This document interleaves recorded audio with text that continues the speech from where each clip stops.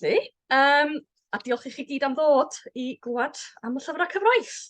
Dwi'n siŵr bod sawl un ohonoch chi yn gyfarwydd a dipyn o beth dwi'n wedi dweud yn barod, ond ta waith. Dwi am drafod heddiw yma y gwaith o gynnull y llyfrau cyfraith. Dwi am edrych ar y llyfrau cyfraith, a'r gwaith sydd wedi cael ei wneud ar y llawysgrifau yma. A mae hyn yn rhywbeth sydd yn deillio o fy llyfru, Growth of Law in Medieval Wales, dyna ni hysbas y manas, da chi heb brynu copi, dwi'n siŵr, fedrwch chi rhestru allan i gael un yn syth i ffwrdd. Be dwi am wneud yn y papur heddiw yma ydy rhoi cefndir bras i'r gyfraith ag arolwg hanesyddiaethol o'r cyfreithiau. Ond wedyn dwi am symud ymlaen yn yr ail hanner i ganolbwyntio ar y ffordd y rhoddwyd un o'r grwpiau o lyfrau cyfraith at ei gilydd, sut wnaethon nhw gymryd y ffurf maen nhw'n ei cymryd heddiw yn y llawysgrifau i ni. Felly, mae'r papur yn benna yn sôn am ddys yn yr oesoedd canol. Mae gen i fi ddyfyniad o un llawysgrif gyfraith, mond mewn un llawysgrif mae'r darn yma yn ymddangos digwydd bod. Mae'n rhyw fath o ffosil, swn i'n dweud. Ond mae'n trafod sut y dyla rhywun fod yn ddysgedig mwyn bod yn ynad. Ac wrth hynny y dywedir, ni bydd ynad neb dysg. Y dysgod un byth, ni bydd ynad, ond ni bydd doethineb yn ei galon. Doethed fyth fod un, ni bydd ynad, ond ni bydd dysg gyda'r doethineb. Felly mae angen i ynad fod yn ddysgedig, ond mae yna hefyd, wrth gwrs, yr elfen arall, doethineb sydd ychydig bach yn fwy anodd i'w, wel, dwi'n ei, mae di rhywun yn cael ei enni hefo doethineb yn tos modd i ddysgu fo. Ond mae yna bwyslais mawr ar gyfuno dysg a doethineb, ond y ddysg yma, bod yn ddysgedig, dysgu am be maen nhw'n siarad. Felly mae'r dyfyniad ma'n reit hunan ymwybodol. Achos mae'r llyfrau cyfraith, fel maen nhw'n goroesi yn y llawysgrifau ni heddiw yma, yn waith dysg cyfreithiol, sylweddol iawn, ond nhw hefyd, wrth gwrs, yn rhan o ddiwylliant ehangach Gymraeg ar y cyfan. Mae'r doethineb yn fwy anodd i egluro. Felly, beth sydd gennym ni ydi llyfrau cyfraith sydd yn lyfrau dysgedig wedi cael eu creu gan gyfreithwyr ac ar gyfer cyfreithwyr.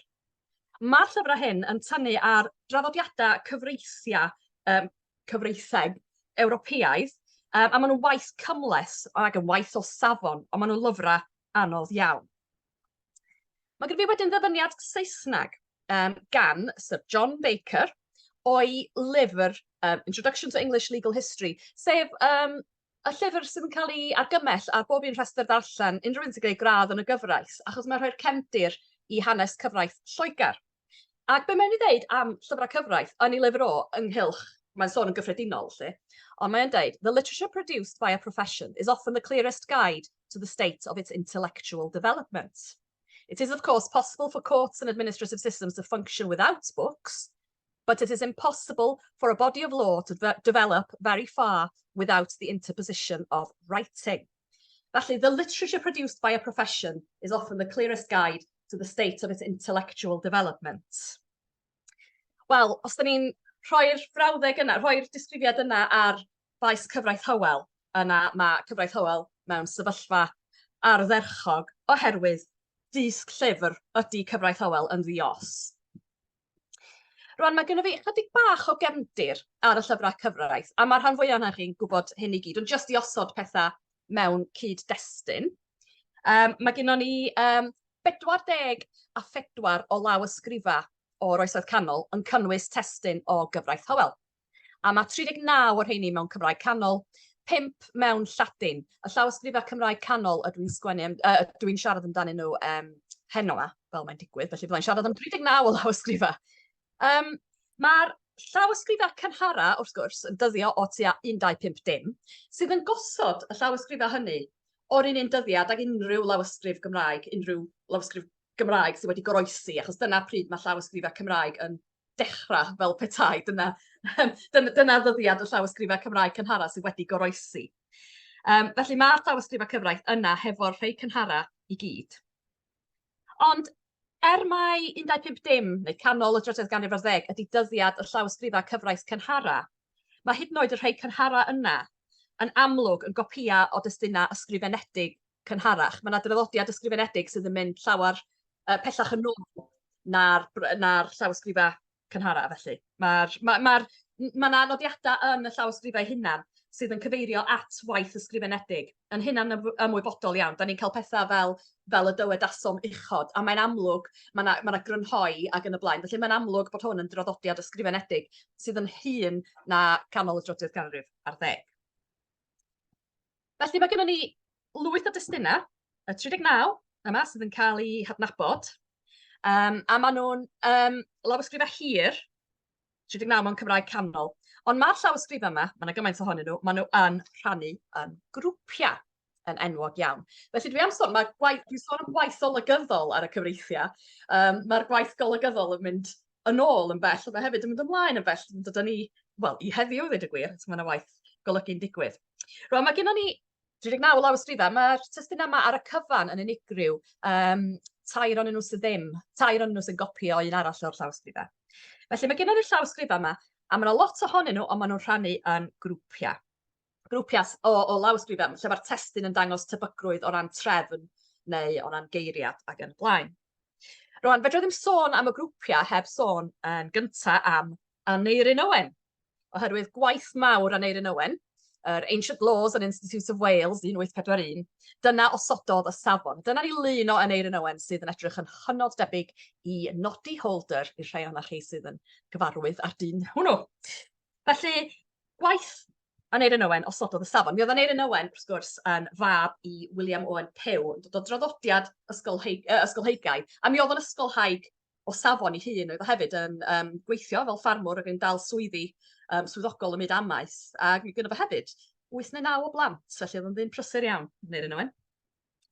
Ond un o'r pethau nath o, mi nath o greu i olygiad o Ancient Laws and Institutes of Wales, ac un o'r pethau nath o oedd gosod y llawysgrifau cyfraith yn grwpiau. Nid fo oedd y cyntaf i wneud hyn. Mi o'na olygiad cynharach, wrth gwrs, Leges Walice 1730, gen William Watson a Moses Williams. Mi nath nhw hefyd gydnabod bod yna grwpiau o lawysgrifau. A cyn hynny, cyn bod y gwaith yn cael ei argraffu, mi nath William Maurice wneud hyn.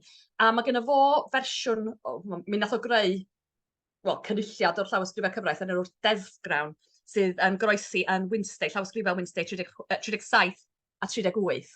Felly mae'r syniad yma bod y llawysgrifau yn rhannu'n grwpiau gydnabyddedig ers rhai blynyddoedd. Ond gwaith Aneirin Owen yn 1841, mi oedd hwnnw yn gam mawr ymlaen.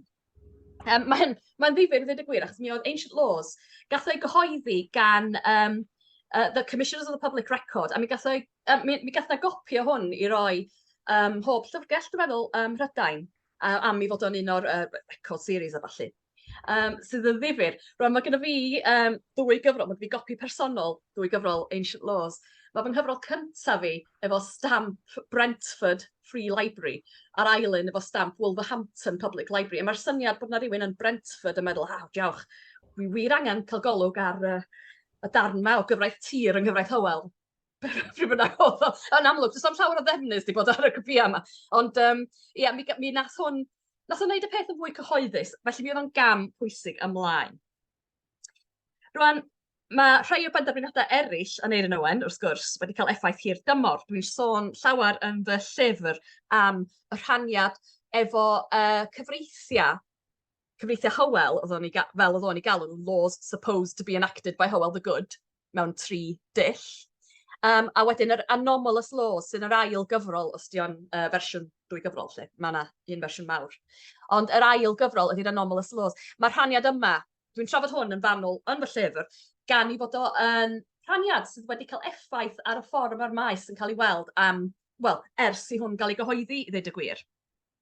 Ond mi nath o rei penderfynodau eraill sydd yn dal i sefyll, gan gynnwys rhannu'r llawysgrifau yn grwpiau, y 3 grŵp Cymraeg, a hefyd rhoi llythyren, sigla i'r llawysgrifau cyfraith, llythyren o'r wyddor. Ac mae heini yn enwog, dwi'n meddwl, o tu allan ni. Da ni ym maes cyfraith Hywel yn tueddu sôn am Q ag X a P ac yn y blaen, ac yn fatha bod ni'n siarad mewn cod. Ond dyna ni, Aneirin Owen ydy hwnnw. Felly mi rannodd Aneirin Owen llawysgrifau Cymraeg yn 3 grŵp, sef y Venedosian Code o Wynedd, y Demetian Code o Ddyfed, a'r Gwentian Code o Went. Ac y syniad oedd gyda fo oedd bod Hywel Dda wedi creu'r cyfreithiau'n wreiddiol, Ond wedyn, mae'n deud rhywbeth fel, suddenly a variance occurred. Mae'r llawysgrifa'n cael ei hanfon i bob rhan o Gymru, ond maen nhw'n amrywio wedyn ar ôl nhw cael ei hanfon o'r Hendy Gwyn. Maen nhw'n newid i ffurf, felly. A dyna beth sydd gennym ni rwan. Dydy'r ffurf greiddiol ddim gennym ni, ond mae hein gennym ni. A mi oedd o'n teimlo bod nhw'n gysylltiedig ag ardaloedd. Ond mae'r teitla yma sy'n cysylltu'r llawysgrifa ag ardaloedd wedi cael ei disodli erbyn hyn. Ac un cam mawr, reit ar ddechrau'r ugeinfed ganrif, oedd parchedig Arthur Wade Evans. Mi nath o wneud golygiad o gyfraith Hywel, Welsh Medieval Law, 1919, a mi nath o awgrymu newid yr enwa ac enwi'r llawysgrifa ar ôl cyfreithwyr o bwys, rheini sy'n cael eu henwi yn y rhagymadroddion. Felly be mae'n dweud ydy, those written in Welsh, however, certainly fall into 3 distinct classes, each of which begins with its own peculiar type of preface. A mae'n mynd ymlaen. It seems therefore advisable for the time being, to abandon territorial designations for the classes of law books and to style them after the names of the jurists preferred in their respective prefaces. Mae'n dweud for the time being, ond mae'r newid enwa yma yn dal i fynd heddiw yma. Felly mae o'n awgrymu galw'r Venedosian Code gynt yn Book of Gwynedd, Gwensian Code yn mynd yn cyfners, a'r Book of Blegowrid, Demetian yn mynd yn Book of Blegowrid, sydd yn ironig, achos digwydd bod, mae y Book of Gwynedd rwan wedi cael enw newydd, a hwnnw dy'r un sydd efo'r dystiolaeth gadarnaf am fod yn gysylltiedig hefo cyfreithiwr sydd wedi enwi. Mae'n ddifyr na nath o ddim mynd am hwnnw. Ond dyna ni, maen nhw wedi newid i henwa. Ac felly, nes ymlaen yr ugeinfed ganrif, mi geison ni gyhoeddiadau reit bwysig yn y maes, golygiadau o lawysgrifa o'r gwahanol grwpiau neu'r gwahanol ddulliau. A mae rhain dwy'n y teitla yma ar ôl i henwa nhw. Felly beth sgynnon ni ydy llyfr Blegowrid, a gyhoeddwyd gan Stephen J. Williams ag Enoch Powell. Ia, Enoch Powell y gwleidydd mewn cyfnod gynharach, mi oedd yn gweithio ar gyfraith Hywel. Dwi'n siŵr beth mae hynny'n dweud am be mae cyfraith Hywel yn wneud i bobl. A wedyn mae gennym ni wrth gwrs llyfr Iorwerth gan Aled Rhys William oedd yn fab i Stephen J. Williams, llyfr Blegowrid, a maen nhw'n enwi'r llawysgrifa i golygiadau ar ôl y cyfreithwyr yma. Felly, llyfr Blegowrid wedi enwi ar ôl Blegowrid Ysgol Haig, sam llawer yn wybyddus amdano fo, mae'n debyg na clerigwr o ddo. A wedyn mae llyfr cyfners ydy'r trydydd un. Dyna oedd golygiad Wade Evans, Welsh Medieval Law, llyfr cyfners ydy hwnnw, grŵp cyfners. A mi oedd na gyfreithiwr o'r enw Cyfners ap Morgennau, oedd i dad o hefyd yn gyfreithiwr. A mi oedden nhw'n gysylltiedig a Dinas Deille, a hefyd Llanddyfnan wrth ymyl Talwrn yn Ynys Môn heddiw yma. Felly mae hein yn bobl gydnabyddedig. Ond mewn gwirionedd, llyfr Iorwerth ydy'r un mwyaf cadarn o ran cyswllt efo cyfreithiwr sydd yn bodoli. Sgynnon ni ddim llawer o dystiolaeth am Blegowrid, ac dim llawer o dystiolaeth chwaith, wel, sgynnon ni ddim dystiolaeth am waith Blegowrid, sgynnon ni ddim llawer o dystiolaeth am waith cyfners, ond mae Iorwerth yn bendant. Felly pam dwi'n trafod y gwaith golygyddol cynnar yma? Wel, mae golygu'r llyfrau cyfraith yn rhywbeth, mae yna dystiolaeth amdano fo o'r cychwyn cyntaf. Di hwn ddim yn beth newydd golygu'r llyfrau cyfraith. A mae'n cynnwys gwaith fel eiddo Aneirin Owen yn ddethol ac yn symud darna. Felly, be dwi eisiau gwneud rwan ydy troi at y cyfreithwyr yn yr oesoedd canol a'i gwaith nhw yn gwneud fwy neu lai yn union yr un peth yn nath Aneirin Owen, ond i bod nhw'n wneud o mewn awyrgylch wahanol yn yr oesoedd canol ac yn rhoi siap ar y llyfrau cyfraith fel oedd gynnon nhw. Felly, dwi wedi crybwyll enw fo'n barod, ond dyma ni, Iorwerth ap Madog ap Rahawd, neu Rhawd, yn dibynnu sut ydych chi'n ddeud o. Rwan, mae hwn, mi oedd 2 astudiaeth bwysig gan David Jenkins, a mi nath hynna agor y maes yma yn sylweddol. Gyda ni Iorwerth ap Madog yn Hilchgrawn Llyfrgell Genedlaethol Cymru yn 1953, a wedyn mae gennym ni Iorwerth ap Madog a Hywel Dda, lle mae o'n trafod Iorwerth ap Madog ei hun, ond Bill yn neud oedd adolygu llyfr Iorwerth, nath allan yn 1961, dwi'n meddwl. Felly, mi nath David Jenkins astudio ddoth o'r draws dystiolaeth am y cyfreithiwr yma, o'r enw Iorwerth ap Madog, a mi nath o astudiaethau o'i waith, o honno fo lly, gan gynnwys llunio coedan deuluol. Rwan, beth da ni'n wybod am Iorwerth ap Madog? Wel, mae'n debyg i fod o yn ei floda tua 1240, canol y drydydd ganrif ar 10, rydyn ni dweud, eitha saff. mi oedd o'n amlwg yn gysylltiedig ag Arfon Uwch Gwirfau.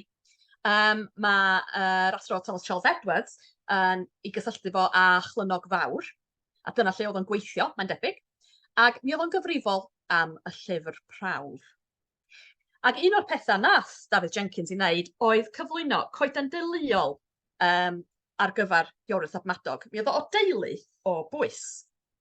Mi oedd hon wedi cael ei llunio David Jenkins di hon ar gyfer ei ysgrifa fo. Mi oedd Iorwerth ap Madog yn dod o deulu o ddynion dysgedig. Mae gennym ni digwydd bod cyfnerth ap Morgennau, dwi'n mynd i hofran fy llgodan yn fanna. Mae gennym ni cyfnerth, sef llyfr cyfnerth, a'i dad o Morgennau. Mae heini yn amlwg o'r un tylwyth, yda ni, tylwyth Cilmyn Droedty, Glyn Llifon, di'r teulu hwnnw. Felly mae gennym ni cyfnerth a Morgennau yn fanna. Mae gennym ni Iorwerth ap Madog, hwn di'n boi ni, Iorwerth ap Madog. Mae gennym ni hefyd Gruffydd Aberynad Coch, sy'n fwy adnabyddus efallai fel bardd. Mi oedd Gruffydd Aberynad Coch yn amlwg yn fab i ynad, Madog Goch ynad, sef cyfreithiwr. Felly mae hein yn gyfreithiwr, mi oedd sicr, mi oedd Madog yn gyfreithiwr yn ôl i enw. Dwi hefyd wedi uwcholeuo ysdrwyth. Rwan, nes i roi papur yn rhywle arall, ac do'n i ddim yn trafod yr goeden deuluol yn fanwl, ond digwydd bod, mi nes i gael nodyn, I think, yn Rhyn Emlyn, oedd yn presennol yn y papur hwnnw, a nath o ddeud, nid i ddeitha fi am y goeden deuluol, mae'n i ddeitha fi am ysdrwyth. A nes i dwi'n gwybod llawer am ysdrwyth, dwi'n gwybod byd amdano fo.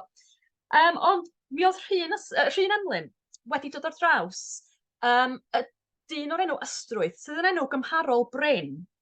Ac mae'n ymddangos bod hwn, yr un oedd yn gweithio hefo tywysogion Gwynedd, a mi fysa hynny'n gwneud synwyr perffaith. A mi oedd o'n ddyn, oedd efo gradd Magister Ysdrwyth, oedd i enw fo. Felly, diolch i Rhyn am hynny. Ond mae o'n unwaith eto'n cadarnhau'r syniad mae bod hwn yn deulu dysgedig, ac oedden nhw'n bobl hefo addysg. Rwan, yn draddodiadol, dwi wedi bod yn deud, a mae eraill hefyd yn deud, bod hwn yn deulu o gyfreithwyr a beirdd. Ond mewn gwirionadd, does na'm llawer o feirdd yn y teulu. Un sydd gennym ni, sef Gruffydd Aberynad Coch o fyma, mewn pinc. Ac yn ddiweddar, o'n i'n gweithio o'n i'n dysgu dosbarth dweud gwir ar Gruffydd Aberynad Coch. Dyna fo, enw Gruffydd Aberynad Coch ar farnad Llywelyn yn Llyfr Coch Hergest. Ac un o'r pethau o'n i wedi dweud os am myfyrwyr i ddarllen oedd erthygl Nerys Ann Jones yn barn. Ond mae Nerys Ann Jones yn dyfynnu Thomas Parry yn yr erthygl yma. Ac mi oedd Thomas Parry wedi deud am y gerdd, godi doced hyn o ddarn fel barddoniaeth, nid nodweddiadol o'r gogynfeirdd mohono. Felly mi oedd Thomas Parry yn hanes llenyddiaeth wedi deud nad oedd marnad Llywelyn ap Gruffydd gan Gruffydd Aberynad Coch, ddim, i fod o'n, bod hi'n wych, doedd hi ddim yn gerdd nodweddiadol, mae hon bach yn wahanol. Ac mae Nerys Ann Jones yn cytuno fo hyn ac yn deud, nid yw'r unig feirniad, nid Thomas Parry, yw'r unig feirniad i gredu bod rhyw ddieithrwch yn perthyn i'r gerdd hon, yn ei theimladrwydd a hefyd yn ei chrefft. Gwnaed ymgais i egluro'r dieithrwch hwn, drwy awgrymu nad oedd Gruffydd yn ôl pob tebyg yn fardd wrth ei alwedigaeth. Awgryma ei enw iddo fod yn fab i ŵr cyfraith, a chaneu bod yn arferiad i feibio'n ddilyn yr un alwedigaeth a'i tadau yn y cyfnod hwn.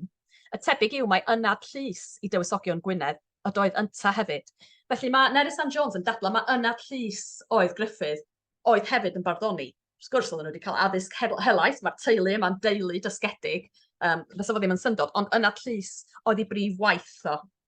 A cyfreithiwr oedd o yn gyntaf. Does gennym ni ddim tystiolaeth am hynny. Gyda fi un darn bach o'r farnad sydd yn eitha difyr o ran y cymhariaeth rhwng gwaed yn llifo yn y cyfreithiau, ond dwi ddim yn mynd i ddweud llawer am hynny. Ond rhyw baralel bach cyfreithiol o'n i'n amaf mod i'n medru gweld marnad Llywelyn ap Gruffydd di honna. Ond waith beth oedd gwaith Gruffydd? Y pwynt ydy, mae yna fwy o dystiolaeth am y beirdd na sy'n am y cyfreithwyr. Mae cerdd Gruffydd Aberynad Coch, wedi thydogi iddo fo. Da ni'n cael ei enw fo ar y gerdd yn Llyfr Coch Hergest. Mae'r gyfraith, wrth gwrs, yn ddienw ac yn anhysbys. Ond, mae yna rei darna o'r gyfraith yn gysylltiedig hefo dynion hysbys, A mae llyfr Iorwerth yn dystiolaeth mwy cadarn na'r dulliau eraill. Felly, am weddill y papur, mi ydw isio trafod y llawysgrifau llyfr Iorwerth. Rwan, wedi sôn bod gennym ni 39 o lawysgrifau. Wel, trwy lwc, dydy'r dull Iorwerth ddim yn grŵp mawr iawn, ac 8 o lawysgrifau sydd gennym ni yn dull Iorwerth. Llawysgrif A ag Ec yn gynnar. Maen nhw'n dyddio o ganol y 10th ganrif ar 10. Ganol 10th ganrif ar 10, maen nhw ymysg llawysgrifau, y llawysgrifau cynhara yn y Gymraeg, wrth gwrs. Ond maen nhw hefyd, os da ni'n cofio, yn cyd-oesi hefo Iorwerth Admadog ei hun fwy a tebyg, achos mi oedd o hefyd yn byw ganol y 10th ganrif ar 10.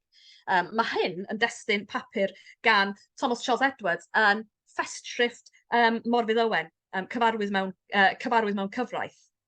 Achos mae'r llawysgrifau cynhara yma yn cyfoesi hefo Iorwerth Admadog oedd yn gwneud gwaith ar yr union lawysgrifau yma. Felly maen nhw o bosib yn gopïa cynnar iawn o'r hyn nath Iorwerth Admadog ei hun.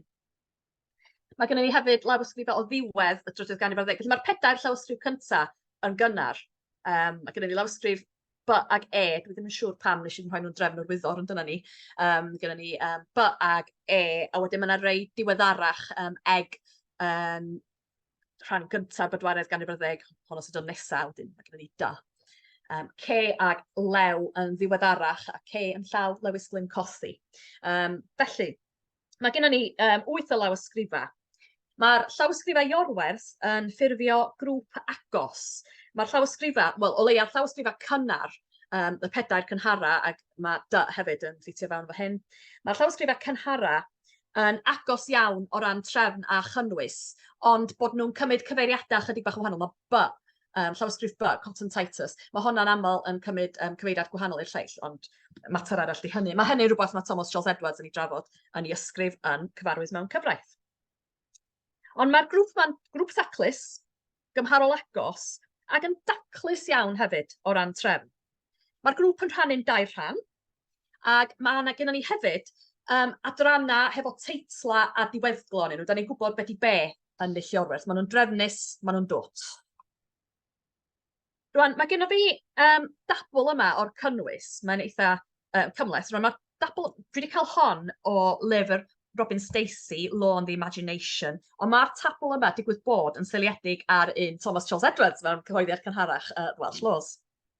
Ond da ni'n gweld bod y llawysgrifau Iorwerth yn rhannu yn 2 rhan. Byddai'n sôn mwy am hyn mewn eiliad. Mae Thomas Charles Edwards yn cymharu y llawysgrifau Iorwerth, y testun Iorwerth, efo'r testun cyfnerth.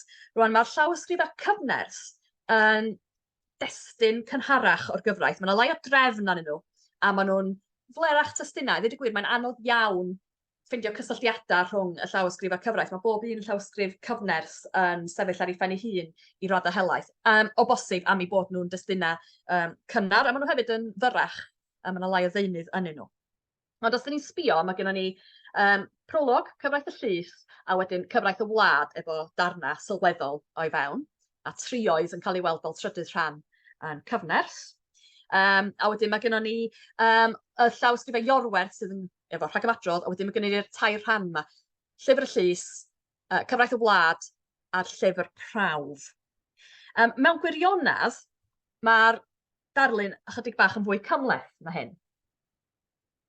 Dwi wedi llunio'r tabl yma yn fras iawn, mae'n dabl syml ofnadwy, ond mi fyswn i'n dadlau bod yna 2 rhan i blygywryd hefyd, a dim ond 2 ran sy'n yn y llawysgrifau cyfnerth, yn y testun cyfnerth, achos mi fyswn i'n cyfri'r trioedd fel rhan o gyfraith y wlad fy hun, lle. Dyna fo, rhydd i bob i fan. Mae'r llawysgrifau blygywryd yn rhannu'n 2 rhan hefyd, achos mae yna lot wedi cael ei sôn am y ffaith bod y llawysgrifau Iorwerth yn rhannu'n 2. Ond mi fyswn i'n dweud bod blygywryd hefyd yn rhannu yn 2 rhan, a dwi yn dadlau hyn yn fy llyfr. A nhw'n lawysgrifau diweddarach ar y cyfan, ond mae dull blygywryd, mae bob un llawysgrif, mae dull, y grŵp yma, blygywryd, yn gyfieithiad o destun Lladin sydd yn debyg i Lladin D. A mae llawysgrif Lladin D, yr unig destun sydd gennym ni o Lladin D, yn dyddio o ganol at ddiwedd y 10th ganrif ar 10, felly mae llawysgrif Lladin wreiddiol y tu ôl i ddull blygywryd yn cyfoesi hefo'r llawysgrifau Iorwerth cynhara. Felly, swn i'n dadlau bod y rhaniad yma'n hun, dyna ni. Ond mae rhaniad yn neillorwers yn hollol sicr. Mae cyflwyniad y llyfr prawf yn gam mawr ymlaen, a dyma ydy'r darn, a mae modd i gysylltu bo hefo iorwerth admadog hefyd. Felly'r llyfr prawf ydy'r darn pwysig. Felly dyma ni rhagymadrodd y llyfr prawf sydd yn deud yn blaen mae iorwerth admadog nes wneud y llyfr hwn, a mae'n deud enw'r llyfr. A'r llyfr hwn ac yn illus, iorwerth admadog o lyfr Cyfnerth ap Morgennau, ac o lyfr Gweir fab Rhufawn, ac o lyfr Goronwy fab Moriddig, a hen lyfr y Tŷ Gwyn, ac y gyda hynny o'r llyfrau gorau a gafas hefyd yng Ngwynedd a Phywys a Deheubarth. A'r llyfr hwn a elwir y llyfr prawf. Sef yw hynny, tair colofn cyfraith, a gwers gwyllt a dof, ac a berthyn ar hynny. Felly mae'n deitha ni yn blaen, iorwerth admadog nas y gwaith yma. Mae'n deud lle gafodd o'r gwaith. Swn i wrth y modd, saswn i'n medru cael at lyfrgell iorwerth admadog, os gan i ddeud, mae'n gwybod o leia 7 llyfr yn y llyfrgell yna. Iorwerth admadog nath y gwaith, a da ni'n gwybod beth sy'n yno fo. Llyfr prawf ydy'r gwaith, a dyma sydd yno fo, sef gwers gwyllt a dof, tair colofn cyfraith, a mae hein yn ddarna cydnabyddedig o'r llyfr prawf. Dydy o ddim yn honni i fod yn cychwyn o'r cychwyn. Does ddim honiad yma bod iorwerth admadog yn cychwyn o'r cychwyn ac yn gwneud rhywbeth newydd sbon. Mae iorwerth admadog yn tynnu ar lyfrau eraill rei hun, a mae'n rhan o draddodiad ehangach. Draddodiad hir o bosib, sydd yn mynd yn ôl at y Tŷ Gwyn, sef cyfnod Hywel Dda hun. Dyna di'r honiad. Ond dydy iorwerth admadog ddim honiad i fod o'n dechrau o'r dechrau. Mae hynny'n reit bwysig. Be oedd pwrpas y llyfr prawf felly? Wel, mae yna darn arall o'r gyfraith sydd yn egluro be oedd pwrpas y llyfr prawf. A dyma'r darn, y llyfr prawf oedd y darn o'r gyfraith oedd angen i'r cyfreithiwr i wybod mwyn medru dod yn ynad. Pwy bynnag a fyno cymryd yngeidiaeth, fel hyn yma iawn iddo, wybod y llyfr hwn fel ei bod teilwng iddo gymryd yngeidiaeth. A phan welo i athro i fod yn deilwng, ellyngiad ar yr ynad llys, ffwr o fo, at yr ynad llys, ar ynad llys pia i brofi, felly mae'r ynad llys yn rhoi prawf iddo fo. Ac os gwyl yn teilwng yntau, yntau pia i ollwng ef ar yr arglwydd. A'r arglwydd pia estynu iddo yntau yneidiaeth ac yn farnedig y frawd a farno yntau o hynny allan. Ac yntau pia roddi 420 i'r ynad llys yn ei obr. Felly, pwrpas y llyfr prawf, mae angen i'r cyfreithiwr, darpar gyfreithiwr, sydd eisiau mynd yn ynad llys, neu sydd eisiau mynd yn ynad, mae rhaid iddo fo ddysgu y llyfr hwn, sef y llyfr prawf, yn fanwl. Mae'n gorfod dysgu'r darna yn y llyfr prawf. Mae'n bosib hefyd bod y llyfr prawf yn ganlyniad i waith ysgol gyfreithiol o bosib. Mae'n sicr ar gyfer hyfforddi, achos mae'r ynad prawf yn gorfod i brofi fo ar, mae ynad llys yn gorfod i brofi fo ar llyfr prawf, mae'n ymddangos. Felly unwaith, mae yna sôn hefyd am yr athro sydd yn ddifyr iawn. Hwn di'r unig gyfeiriad sydd gynnon ni ddweud y gwir yn y cyfreithiau at ysgolion barddol, ysgolion cyfreithiol, mae'n drwg i ni. A mae'n amlwg bod yna gyd-destun yn fama i hwn. A mae'n cael ei brofi, ac bosib na dyna pam na'r llyfr prawf di hwn. A wedyn mae'n cael mynd yn ynad, ond mae'n gorfod talu 420 ceiniog i'r ynad llys, sydd yn rhi bach neis i'r ynad llys. Ond hwn di'r llyfr prawf, hwn sydd angen i ddysgu, ac mae hwn, yn ôl y rhagymadrodd, wedi cael ei wneud gan iorwerth admadog. Rwan, dwi am gymryd bod ni'n derbyn na iorwerth admadog nas wneud y gwaith hwn. Mae enw fo yn y rhagymadrodd, a mae'n deud na fo nas, a sut y gnas o hynny. Dwi'n ymwybodol bod enw Hywel Dda hefyd ar y llawysgrif, ar y gyfraith i gyd, a mae gennym ni lawer llai o dystiolaeth dros Hywel Dda, ond dwi'n mynd i gymryd y ganiataol mae iorwerth admadog nas y gwaith hwn. Yn sicr, mae wedi cael ei gydnabod fel yr un nas, a mae o'n lebal defnyddiol yn hytrach na sôn yn gyffredinol am rhywun. Felly dwi'n mynd i gymryd na fo nath.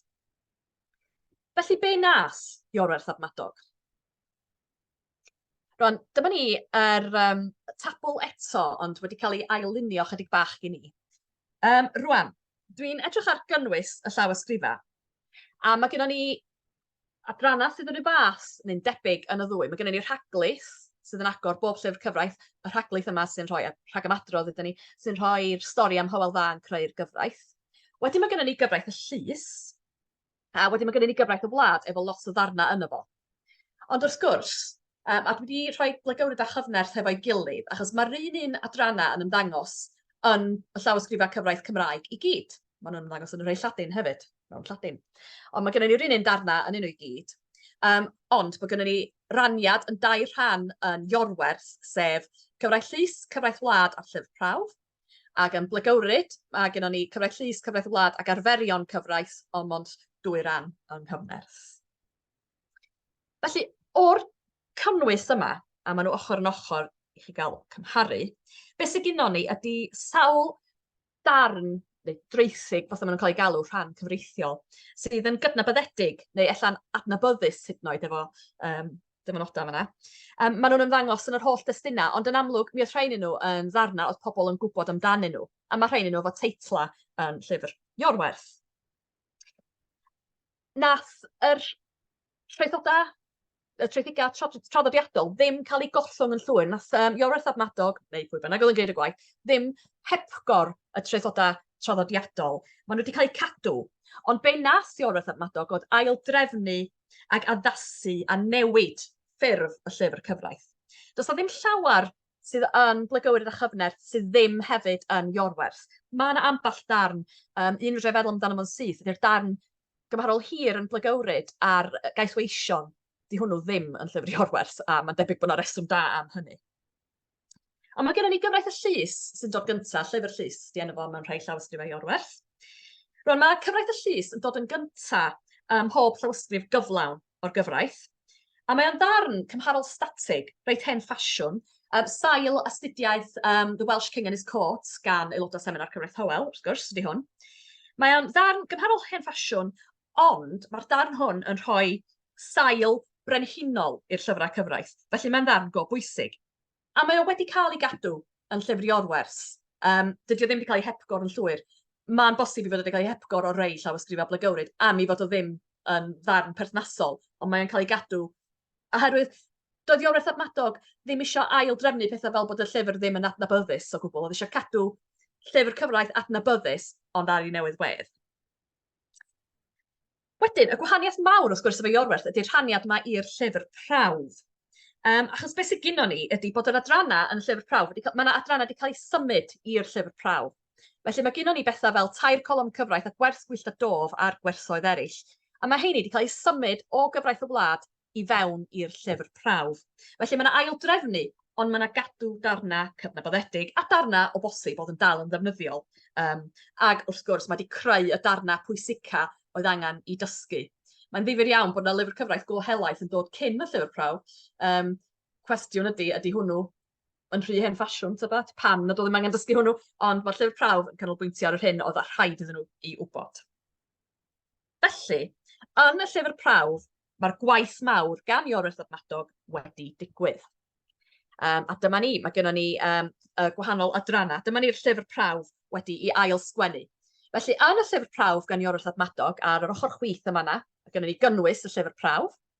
A mi ydw wedi uwcholeuo cyfar, oherwydd mae honno'n adran newydd, ond mae'r gweddill yn adranna oedd yn bodoli cynt mewn llawysgrifau cynharach o bosib yn llyfrgell Iorwerth ap Madog, ond mae yna gwaith addasu a newid wedi digwydd.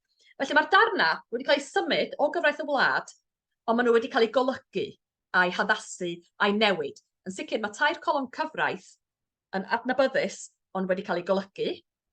Gwerth gwyllt a dof, dim llawer o waith golygu ar hwn, ond di hon ddim yn adran ddiwiog iawn sydd angen newid llawer. Mae'n rhoi disgrifiad o bob anifal a be maen nhw i fod i wneud, i teithi nhw, sef be maen nhw i fod i wneud, a rhoi pris ar gyfer iawndaw am ddwyn anifeiliad. Mae'r darn ar y gwerthoedd wedi cael ei olygu a'i ehangu yn sylweddol. Wedyn mae gennym ni adran newydd, sef cyfar, honno'n newydd sbond, a wedyn mae gennym ni llwgwr yd sydd wedi cael ei, oedd o'n bodoli yn y lleill, ond mae wedi cael ei ail sgwennu yn llwyr, hefo dylanwad Saesnig, a na i sôn ychydig am hynny mewn munud. Beth am y darna eraill, cyn i ni fynd i ganolbwyntio ar y llyfr prawf yma, beth am y darna eraill? Achos wrth gwrs, mi oedd o wedi gadael testyn ar ôl pen oedd o symud y darna yma o gyfraith y wlad. Felly mae gennym ni'r hen gyfraith y wlad, a mae gennym ni gyfraith y llys, wrth gwrs. Wel, mae yna waith golygu trwy ddull Iorwerth i gyd. Mae'r llyfr llawysgrifau Iorwerth, testyn Iorwerth, i gyd yn dangos gwaith golygu, newid ac ehangu. Felly mae gennym ni'r rhaglys ar cyfraith y llys, Mae'r rhagleith yn un newydd ar gyfer llyfr Iorwerth, a mae cyfraith y llys wedi cael ei ail-olygu. Mae yna newidiadau iddo fo. Mae hwnnw'n reit ddifyr. Mae newidiadau, ond mae yna newidiadau ag ail-drefnu. Mae yna fwy o swyddogion a mae yna fwy o drefn yn cyfraith y llys yn llyfr Iorwerth. Ond cyfraith y wlad hefyd. Hynny ydy, doedd Iorwerth Amadog, oedd o'n gweithio o be oedd gynno fo, ond doedd o ddim yn gadael bob dim fatha oedden nhw. Achos yng nghyfraith y wlad hefyd, mae'r darnau traddodiadol yma, tystion, darn ar dystion, mechniaeth, sef cyfraith contract, cyfraith tir, darn hir iawn, gwragedd, mae hein i gyd wedi cael ei golygu neu i hangu neu haildrefnu yn llwyr. Mae cyfraith tir, er enghraifft, wedi cael ei aildrefnu yn sylweddol. A mae yna gysyniadau newydd yn y darn hir. Mae'r darn tir yna yn Iorwerth yn hir iawn. A mae yna gysyniadau yn Iorwerth sydd ddim yn blegowrid. Gwneud ni ach ag edryf, er enghraifft, mae hwnnw'n newydd i lyfr Iorwerth. A mae'r darn hir iawn, gan i fod yn agor, hefo darn manwl iawn o gynghawsedd, sef model o achos llys am dir. Mae hwn yn reit adnabyddus, dwi'n meddwl, achos mae yna diagramau yn efo, o sut mae pawb i fod i ista ar ryw bethau fel yna. Mae hwnnw'n newydd ar gyfer llyfr Iorwerth. Mae hwnnw'n dipyn yn ddifyr. Mae yna bwyslais ymarferol iawn ar y darn newydd yma o gyfraith y tir. Mae yna ddadleuon yn efo, mae o'n gosod allan y dadleuon yn y llys, trafodaethau, tystion, sydd i gynnal achos llys am dir, a mae'n hir. Ond mae gennym ni hefyd bethau newydd sy'n ymddangos yn cyfraith y wlad. Mae cyfraith y gwragedd hefyd wedi cael ei newid. Mae nhw gyd wedi cael ei golygu a'i ehangu ail-drefnu. Ond mae gennym ni dair adran newydd sbond yn y llyfrau Iorwerth. Mae nhw'n ymddangos i fod yn reit newydd. Mae gennym ni adran go ddifyr ar anafu anifeiliad. Adran sy'n agor o derfydd i ddyn torri troed anifel. Os di'n digwydd bod dyn yn torri troed anifel, hynny ydy anifel rhywun arall. Rwan, mae'r athro Thomas Watkins yn bresennol, heno yma, wedi astudio hon, ac wedi dangos bod y darn yma yn darn soffistigedig Ewropeaidd meistrolgar. Mae'n cymharu'n da iawn efo cysyniadau modern. Mi oedd y papur nath yr athro Watkin roi ar hwn yn hynod. Oedd o'n wych, ac dwi'n annog chi gyd i gael gair efo ar athro Watkin am y darn yma anhygoel. A mae o'n debyg i'r darnau eraill. Oherwydd mae gennym ni hefyd darn ar nawdd yr eglwys, neu darn ar hawliau'r eglwys yn gyffredinol yn y dull Iorwerth. Ar y cyfan, mae yna ddiffyg sôn am yr eglwys a hawliau'r eglwys yn blegowrid a chyfnerth. Da ni'n cael rhyw amball i beth wrth basio fel petai. Ond mae yna adran eitha hir yn y llawysgrifau Iorwerth, yn system Iorwerth, sydd yn sôn am hyn. A mae'n debyg, miswn i'n ama, bod y darn yma wedi cael ei ychwanegu mwyn dod â'r cyfreithiau yn nes at y sefyllfa wleidyddol yn y drydydd ganrif ar 10. Oedd gennych chi, mae'n gysyniad Ewropeaidd unwaith eto, ond mi oedd gennych chi wrth gwrs y Normaniaid y Brenhinoedd yn Lloegr, yn gwsio'n galad ac yn awyddus iawn i wthio cyfraith canon a chyfraith yr eglwys. A mae cyfraith Hywel wrth gwrs wedi datblygu mewn cyfnod cynharach, ond mae hwn yn dod o fo chydig bach yn nes fella at yr hyn oedd yn digwydd yn wleidyddol. A wedyn mae yna hefyd ddarn reit ar ddiwedd cyfraith wlad yn y testunau Iorwerth, darn ar blant, adran ddifyr. Mae yna darna bach o'r adran yma yn ymddangos yn y testunau blegowrid a cyfnerth, ond mae yna drioedd yr enghraifft, jyst yn sôn am yr un syniadau. Ond mae bob dim ar bagu plant a hawliau plant, ond efo'r pwyslais ar etifeddiaeth tir a pwyslais ar feibion wrth gwrs. Maen nhw wedi cael ei dwyn at ei gilydd yn Iorwerth, a mae'r darn wedi cael ei ymestyn, felly mae'n darn gymharol sylweddol. Dio ddim mor hir a rhai o'r lleill, ond mae'n darn ynddo'i hun. Mae o'n daclus, yn drefnus, wedi osod allan yn dwt, ac unwaith eto yn cyd-fynd â syniadau Ewropeaidd am rhai agweddau o blant. Er enghraifft, y plentyn yn y gros, mae'n cyd-fynd efo syniadau Ewropeaidd o feddygaeth. Felly mae gennym ni hyn, ond mae gennym ni wrth gwrs y llyfr prawf, a dyna dwi isio edrych arno fo i gloi. Dyma ni enghraifft o gyfraith tir, lle mae gennym ni enghreifftiau o'r newidiadau yma. Byddwn fi wedi sbio ar hein cynt. Felly, yn cyfraith tir yn llyfr Iorwerth, mae gennym ni darn ar etifeddiaeth. A mae'r darn ar etifeddiaeth yn sôn am ddyn bonheddig, ond mae gennym ni gyfeiriad reit ddifyr at gyfraith yr eglwys, achos mae'n dweud bonheddig yw dyn a fo cyflawn fonedd yng Nghymru o fam ac o dad, felly dyn lle mae fam a'i dad o'n Gymru. Ond mae'n dweud wedyn, cyfraith eglwys a ddywaid, na ddylu un mab tref tad na mynd y mab hynna i'r tad o'r wraig briod. Mae yna gydnabyddiaeth yma bod arfer cyfraith Hywel o adael i unrhyw blant, waeth be di statws y rhieni efo'i gilydd, gael etifeddu tir yn wahanol i'r hyn sydd yn digwydd mewn llefydd eraill, bennaf yn Lloegr ond hefyd yn Ewrop yn gyffredinol. Mae'n deud cyfraith Hywel a'i barn i'r mab ieuaf megis i'r hynaf, ac a farn na ddoter pechod y tad na'i anghyfraith yn erbyn y mab am dref i dad. Felly egluro, ia, mae'r eglwys yn deud hyn, ond da ni'n deud hyn ac da ni'n ffeind efo'r plentyn. Diolch gwahaniaeth be mae'r rhieni di wneud, diolch gwahaniaeth be di status y rhieni. A mae'n gydnabyddiaeth, os di'r, does dim rhaid iddyn nhw hyd yn oed fod o'r un fam, gan nhw fod yn wahanol fam, ond mae'r mab yn cael, mae bob mab yn cael etifeddu tir yn yr un ffordd. Ond ymwybyddiaeth bod hyn yn groes i gyfraith yr eglwys. Mae gen i hefyd darn ar bechniaeth, lle mae'r darn wedi cael ei ail-sgwennu, felly cyfraith y wlad yn cael ei ail-sgwennu di hwn. Mae gennym fi darn yma sydd wedi cael ei astudio gan Thomas Charles Edwards sydd yn deud bod hwn, bod pwy bynnag sydd wedi creu'r darn, has reinterpreted it as if it expressed current law. Mae o hefyd yn deud bod y darn wedi cael ei sgwennu yn wael a mae o, dweud y gwir, achos maen nhw wedi penderfynu, reit, trydydd yw, nid mach gwraig, di dynas ddim yn cael rhoi mach, sef y dyn oedd yn gwneud i'r cytundeb weithio. Ond wedyn, maen nhw'n ychwanegu'r eglurhad sydd yn hir iawn ac yn reit gymleth ac yn dweud, sef yw hynny, ni ddylai wraig fod yn fach, can i dylai gwragedd adu mach, felly dim yn cael bod yn fach. A wedyn mae'n dweud, cyfraith, os di rhoid mach, mae'n o reit, fi geith i roed mach, wedyn mae hynna'n oce. A wedyn, maen nhw'n gwneud bach o gawlach ohono fo, swn i'n deud, ond mae yna ail sgwennu i gyd-fynd, a fel mae Thomas Charles Edwards yn deud, as if it expressed current law, i gyd-fynd â chyfraith fyw yn yr adran mechniaeth yn fanna.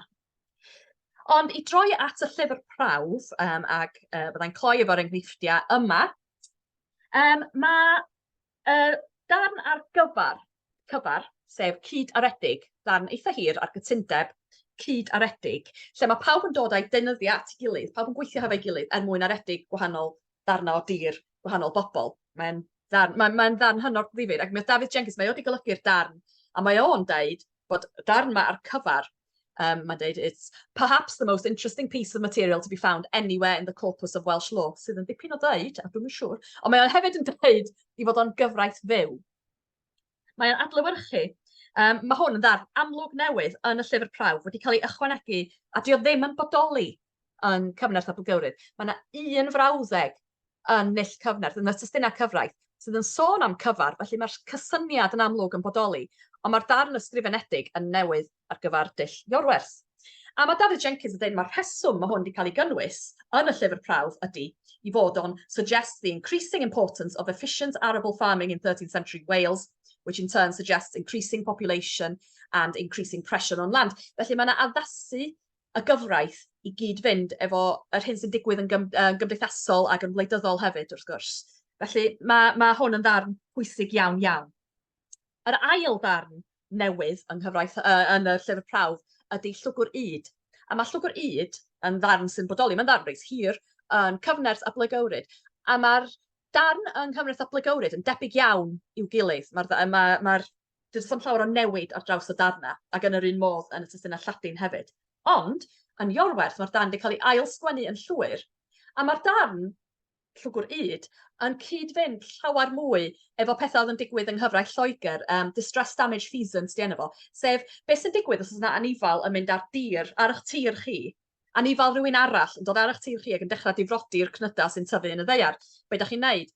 Yn Ablygywrydd a cyfners, maen nhw'n rhestru gwahanol iawndal sydd wedi cael. Yn Iorwerth, maen nhw'n sôn sut i ddal yr anifeiliad yma.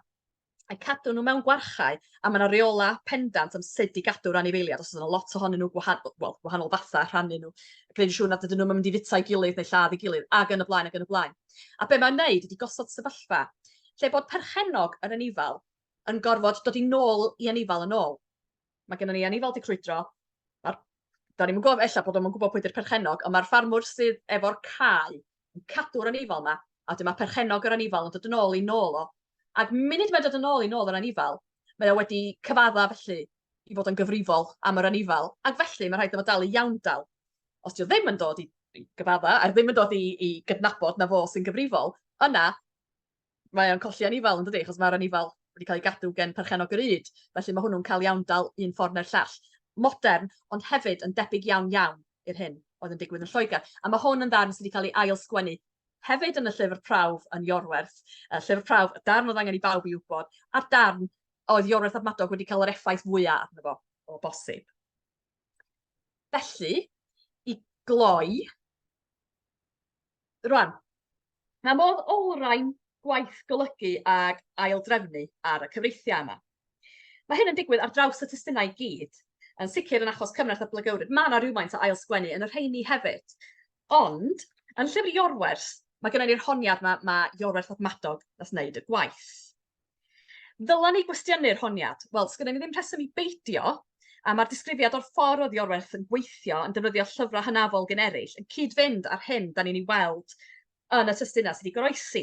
Mae yna ail-sgrifennu, mae yna ail-drefnu, a mae yna greu darnau newydd sbond hefyd yn ôl y gofyn. Mae gennym ni ddarnau o'r gyfraith sydd yn dangos gwaith trafod.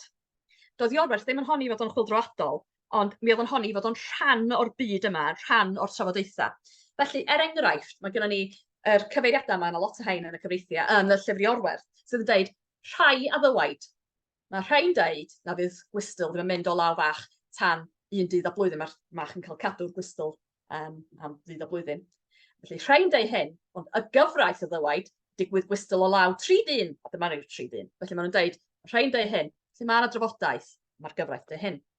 A mae gennym ni amball i ddarn, fel yr un cymleth yma, ar ddarn reit gymleth o'r cyfraith. Rhai a ddywaid, pan yw dyn amddwyniedig, hynny yw cyfarch cyffill. Reis, mae'n rhaid dweud, dyma be di cyfarch cyffill. Mae eraill yn dweud, dyma di cyfarch cyffill. Ond mae Iorwerth ap Madog eisoes a ddywaid, mae o'n dweud hyn, a'i ffordd o sy'n mynd. A dyma ydi o. Mae o'n deud yn iawn wedi cyfarch cyffill wrthyn ni. Felly mi oedd o'n rhan o'r trafodaethau, ond mi oedd o hefyd yn awdurdod, a mi oedd o'n cael ei weld fel awdurdod yn ei gyfnod ei hun. Mi oedd ei farn o yn cyfri. Pam gwneud hyn? Pam addasu y llyfr? Wel, y rheswm amlwg ydy bod y gyfraith yn newid yn gyson. Mi oedd rhaid i'r gyfraith newid yn gyson. Mi oedd y gymdeithas ac amgylchiadau newid, a mi oedd y gyfraith yn gorfod cyd-fynd efo hynny. Os nad, oedd yn eisiau testunau, oedd yn da i ddim. Felly, mi oedd Iorwerth ap Madog yn gwneud hyn i adlewyrchu'r hyn oedd yn digwydd yn ei oes ei hun. Mae'r llyfrau cyfraith yma wedi cael ei bwriadu i fod yn awdurdodol. Maen nhw'n cadw, mi oedd Iorwerth ap Madog yn cadw'r darnau traddodiadol, cyfraith y llys, y rhagymadrodd, a'r darnau, a mae'n pwysleisio'r cysylltiad brenhinol yma hefo Hywel Dda. Ond mi o'na hyblygrwydd. Mi oedd Iorwerth ap Madog yn cael ail-sgrifennu, ac mi oedd o'n gwneud hynny, ond mi oedd o'n gwneud hynny fo un droed yn y gorffennol yn rhan o'r traddodiad a'r llall yn edrych tuag at y dyfodol, wel, sfedrith troed edrych, oedd yn edrych tuag at y dyfodol, a mi oedd o'n defnyddio'r gyfraith mewn ffordd ymarferol. Dyna ni, dwi'n meddwl. Diolch yn fawr iawn.